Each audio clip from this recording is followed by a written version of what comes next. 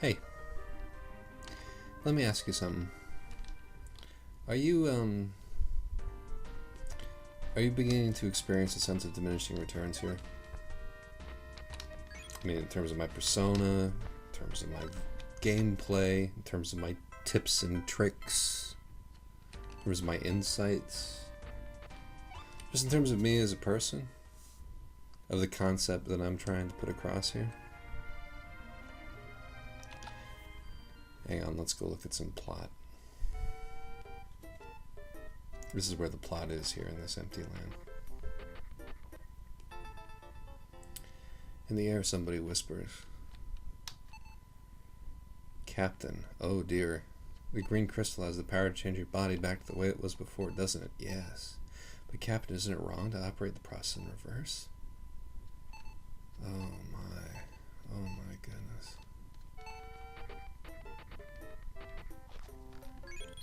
I believe that was a poorly rendered intimation that aliens may be affecting the evolution of life on this planet via these crystals. What could that mean? Anyway, diminishing returns. There's a sense that what this game had to say, it had to say pretty quickly. You got the fish thing. There are a bunch of, like, fun little things that you can do with the fish thing. There's some trade-offs. Like, there's a horn that you can get that makes your jaws less good, all that kind of stuff. Your sealerfish, which is difficult to black. And maybe that's true. Maybe that's true. Take a look at this. These guys, these are scrubs. You get like 4 E.V.O points for killing him. I do this. And he just comes and savages me? I mean, you can come back and kill these guys pretty easily earlier on, but man, that almost teaches you something called compassion, right? That there might be people who have decided to step outside of this, arms race, and that attacking them does nobody any good. Lessons snuck in on the broadside that's at odds with the larger gestalt of the game. That's probably too much to ask from this, right? So, but it's that kind of observation that you have to scrape for at this point. Both in this particular game and in this generation of games in general, because we've gotten to a point, right, where some of the strangeness is worn off. You've become familiar with me. You've become familiar with what I'm doing here. You've gotten used to hearing my voice. You've gotten used to hearing the clatter of my keyboard in the background because I can't be bothered to set up a decent recording environment. And I think that you probably have a pretty decent handle on the general outlines of my philosophy of life, nasty, brutish, and short, and Hobbesian nonsense. Anyway, so there's this, and then there's me dueling this small amphibian, and there's also the sense of what one gets out of video games. Now, when I was a kid, you get the usual thing out of video games. You get escapism, of course. You get something that is addictive, which is always nice. Something which you can do instead of thinking about death. Great. That's the best thing to do when you're sick, is to sit down in front of a video game and play mindlessly for hours so that you don't feel your body, don't think about the state of your body. It's a video game is a general anesthetic, and that is its primary purpose. But when you go into why you like certain games more than others, it's not all about the efficacy of the anesthetic effect. There are some ancillary things in place which differentiate your favorite games from your not favorite games. Some of them, it's good design, it's well played. Some of them, it's because of their thematic content. What they teach you, what they tell you, the story. It's like,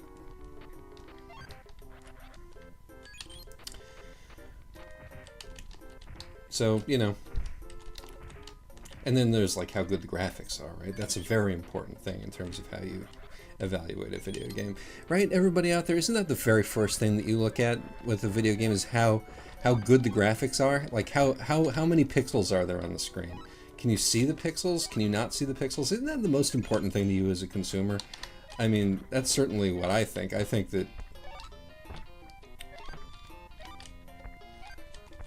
none of this shit about, you know, console gaming would make the least bit of sense if we didn't have the tactical specs of the consoles that we were working with well at hand.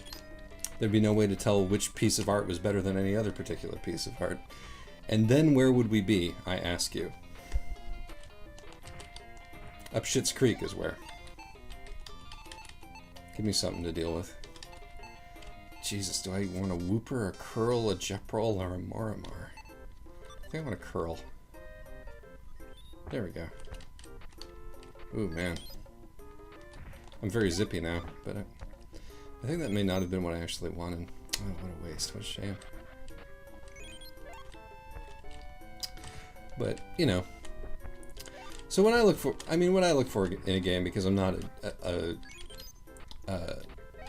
jackass gamer kid snot like you, who only cares about frames per second and how many 360 no-scopes you can get. The thing that I cared about, beyond the general anesthetizing ability of a video game, was the strangeness factor. As we've discussed in my playthrough, I want to be disoriented. I want a window into another world to open where it's possible that the facts that make my waking life unbearable don't obtain.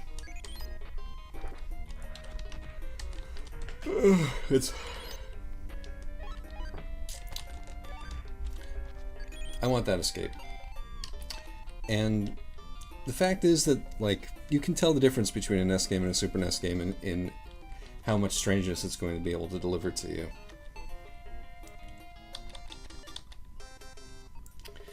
And unfortunately, the answer is just...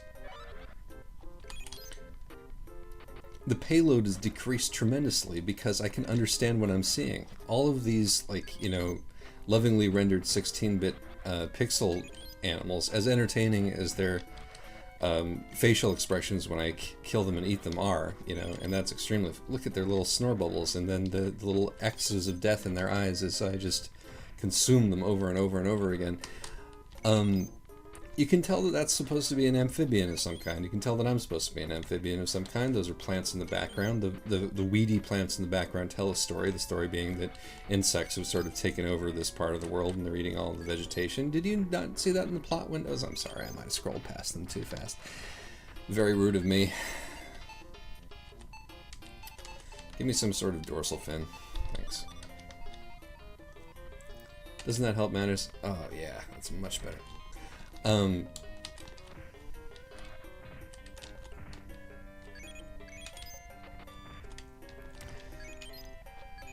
My point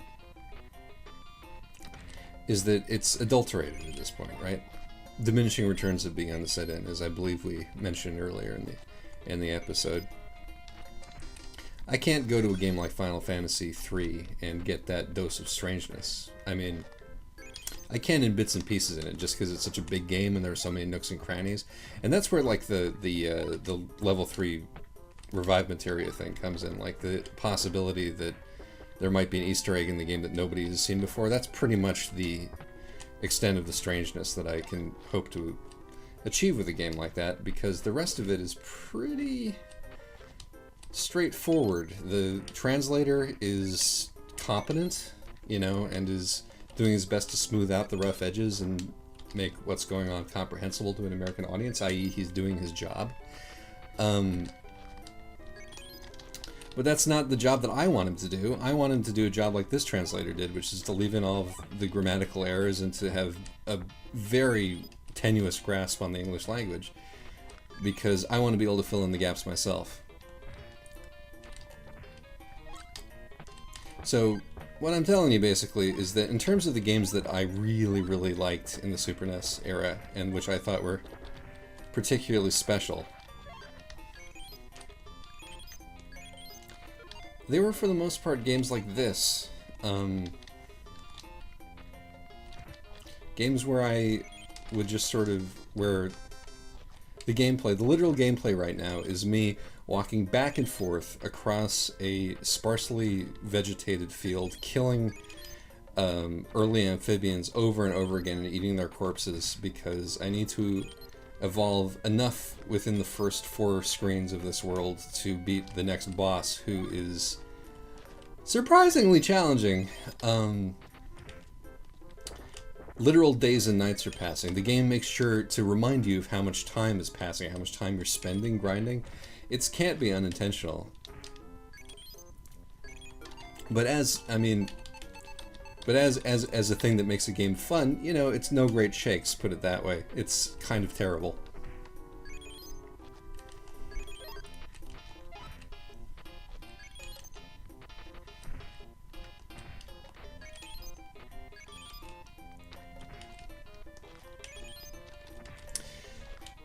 What was I saying?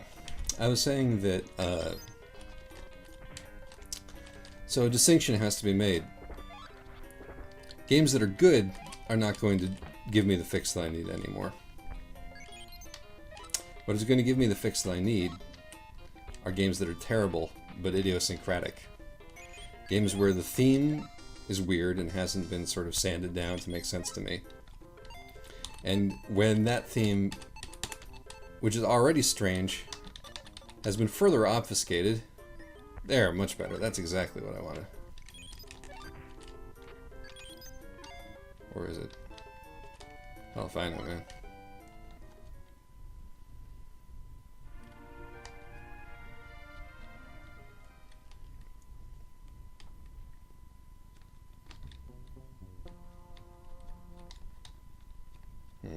This guy. Boo. Boo. Did you laugh at me? Do you think my body looks funny? I've stopped and listened to the cucumbers. This is what I'm after. But what this has left me with is an affection for a series of games which are just kind of indefensible as games.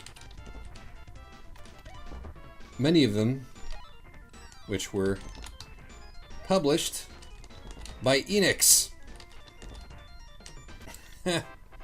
Up yours.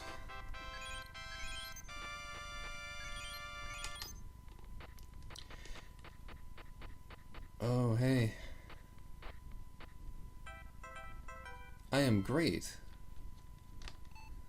You are strong. My great strength. Something to ask. Do a favor? Absolutely. The land used to be covered with plants. Insects started to evolve extremely abnormally. How would you know? These insects ate all the plant life, leaving this place like a desert. They're trying to eat any remaining plants around the area. They refused our proposal to coexist. Now they're attacking our people. The father of this child wanted to persuade them, but he's never returned. Dad, can you please help us? Now I'm gonna eat you. Fuck you.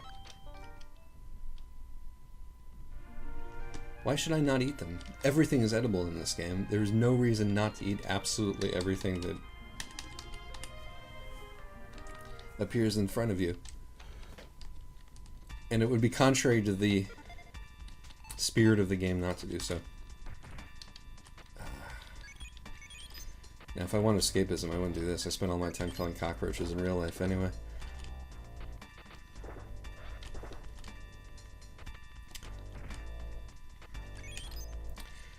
So here's the dilemma I come to. Having realized that what I want from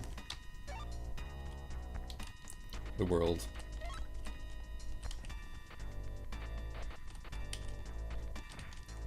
is a strange game, and the strange games are from here on going to be bad games. I grow to love bad games, and I read these bad games in an effort to understand what it is that they're telling me. And what Enix games are telling me, as a general matter, is about progression, as in this game. We're going toward a specific end. Enix games tend to take place on Earth. Enix games tend to involve the gradual unlocking of everything, which is, you know, also very satisfying on a certain level. That feeling of completeness that comes over you. Ooh, I need to do something about this. Jesus. Give me some wings.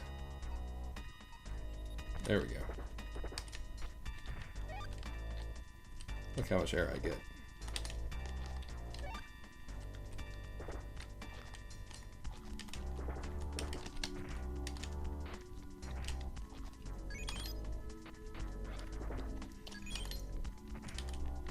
You think this is tiresome for you? Jesus fuck.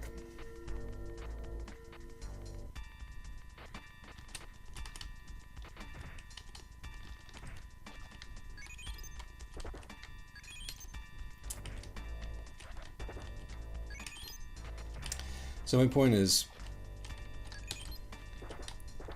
that I get these games which are obsessed with the Buddha nature, which are obsessed with the cycle of life and death, which are obsessed with discussing the issue of completeness and about whether there is in fact something to strive toward. And these are all games in which perfectibility is at hand. There's none of this like you have to grind forever and get to level 99 bullshit. In the vast majority of these games, you can do everything. There's a limit to your grind. There's a part where you're done, and it's a part which you're expected to achieve rather than be something that only like a hardcore nuts gamer would do. Gonna move on to this, because I'm jumping too high now. There we go, that's much better.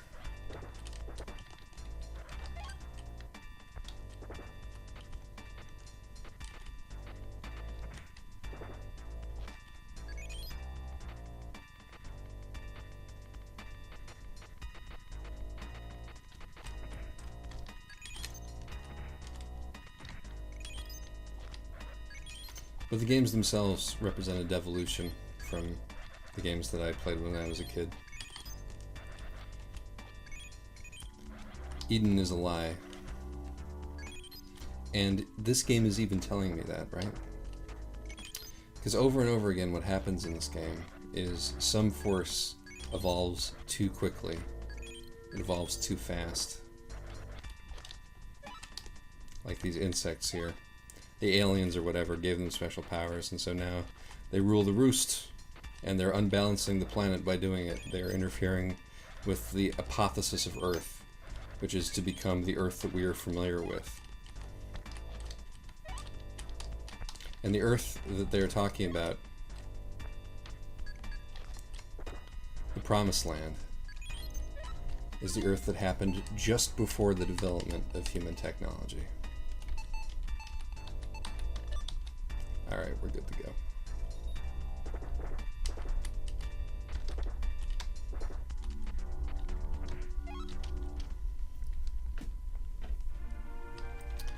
So what do the insects represent, huh? Who's overbalancing the Earth, overpopulating everything? Oh my goodness, me. Come here. Come here. I'll eat both of you. This is the one part of the game where it punishes you for eating something. If you eat the little guys, you get a health deficit. But you still get evolution points. The value of eating their flesh still remains. It's just that you feel guilty about it and it gives you a stomachache. But if you balance that diet with a healthy diet of hornets, it all balances itself out quite well. Again, very interesting, the lessons that we were taught. What I'm trying to make is that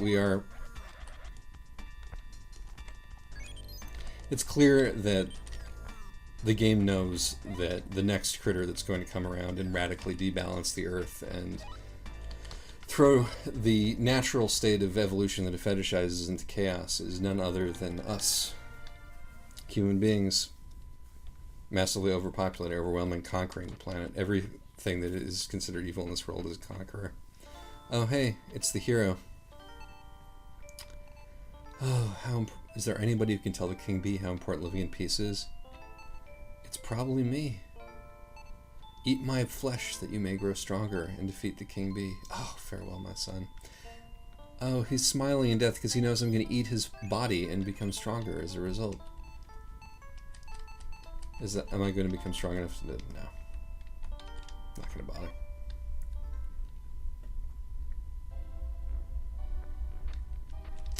So in order to persuade the King Bee, I'm going to eat his children.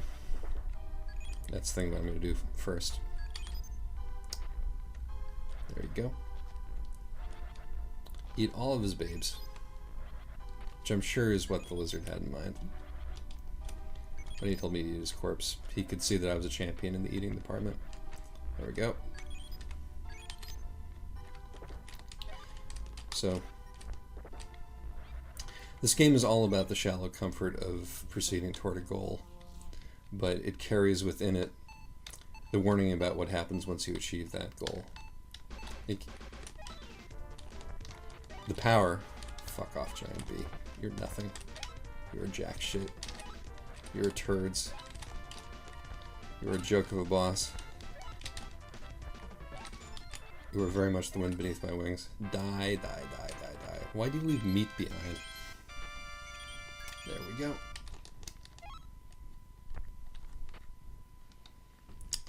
Killed the bee. This treacherous insect comes up. Says that you don't need to evolve any further. It's very confusing advice. I'm going to eat him because I can eat absolutely anything, and I will. There you go.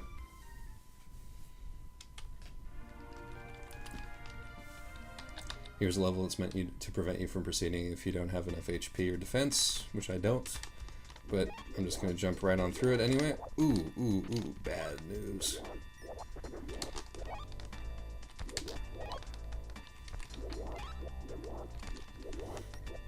No, no, no, no.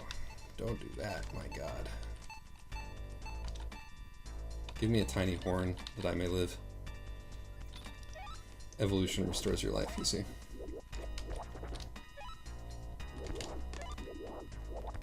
There we go. Easy as pie.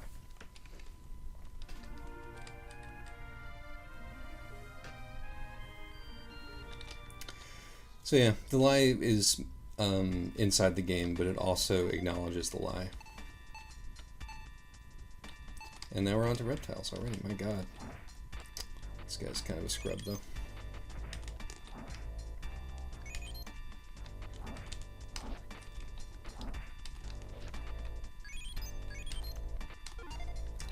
Oh, so much for my horn.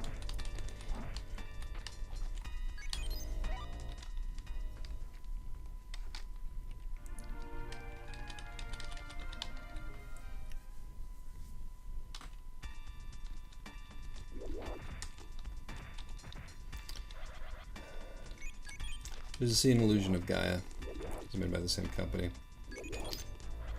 Where you've been questing throughout the entire game to once again defeat a comet which changes the course of evolution. There is clearly some thematic throughput in the way that this game company conceived of its storylines. And you were vouchsafed a vision of the future, which doesn't really have anything to do with anything in terms of the game. It shows you a vision of what happens when you bring evolution back into line and stop the changes that the comet is wreaking on the bodies of people.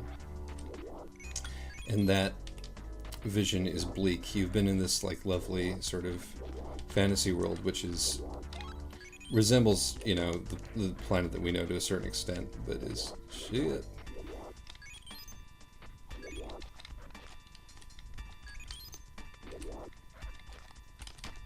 Which resembles the planet that we know to a certain extent, but only to a certain extent, and is sylvan. And while it's full of like horrible things happening, it's also, you know, clearly an escapist space. But the future that it shows you that you restore if you manage to defeat the comet is Tokyo.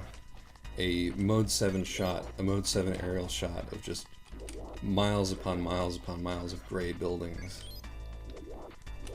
And your main character reacts to it with shock and dismay. It's like, this is the world that I'm going to usher in. And he's like, yes, these are the consequences of your actions. The world that you're aiming to restore is essentially corrupt. Progress is a lie. It chokes the life out of the planet. And then you go ahead and do it anyway, because what else can you do? It's the world that you know. You have to defend the world that you know. And what were video games supposed to do, right? Not evolve? We were supposed to stay 8-bit forever? The things that made 8-bit special were not about intentionality. They were about limitations for the most part. They're about people messing around in the infancy of the medium and doing the best they could with the available resources. There's nothing there that you could deliberately bring out. Everybody's got to grow older. You've got to leave childhood behind. And this game is mostly about regret. You're a failure, says the dragonfly to me. You should have listened to our orders. Hail Queen Bee. Fuck a dragonfly. There's also this thing that happens in this game over and over and over again, where you are confronted by the family members of the creatures that you've slaughtered. Like, this happens literally, I think, at least... Oh, dear me. That happens at least twice, I think 3 times over the course of the game, is that you have to deal with the spouse or child of a creature that you've already defeated, because it's not letting you get away with anything, this game, right? Oh no, oh no. She's hard. She's a hard one.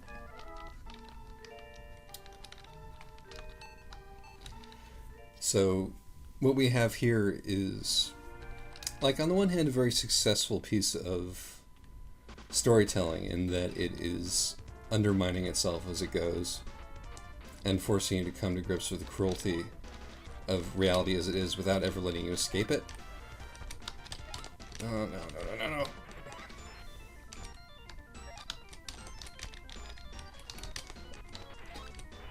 Another thing that's nice about this game is without fail, the females are the deadlier of the species. The queen is much harder to beat than her husband was. No. Shit, I'm dead. You see that, right? I'm in max amphibian here, man. I mean, I could choose a different kind of loadout. It's more flexible in this one, but this is probably still the best loadout for beating this critter, and I'm just getting taken to the fucking cleaners. Come here.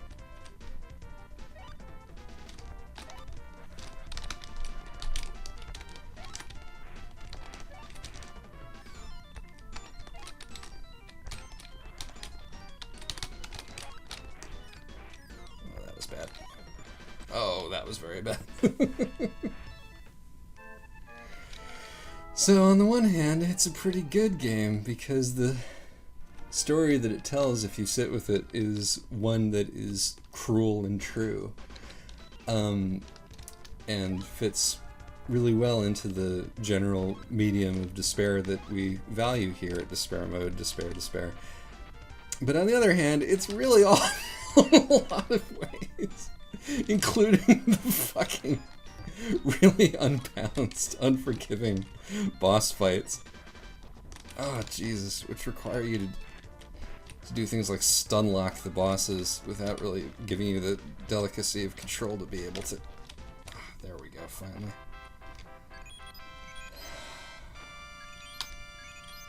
See, this is what it is. You give up design in favor of intangibles. And then why are you even playing a video game? You're locked in just a confusing sort of negotiation with something which isn't actually very pleasant, but which you've fooled yourself into thinking is, over the course of a childhood, glomming onto something new. Oh geez, look at that. It'll take me a long time to craft that into something deadly, and I may or may not bother to do so. I think you've gotten my point by this juncture. Oh, God. Everything just gets worse. Guys waiting for you in Eden. Yeah, that is strange. That's definitely strange. You're definitely setting up a plot that's going to pay off at some point. It doesn't.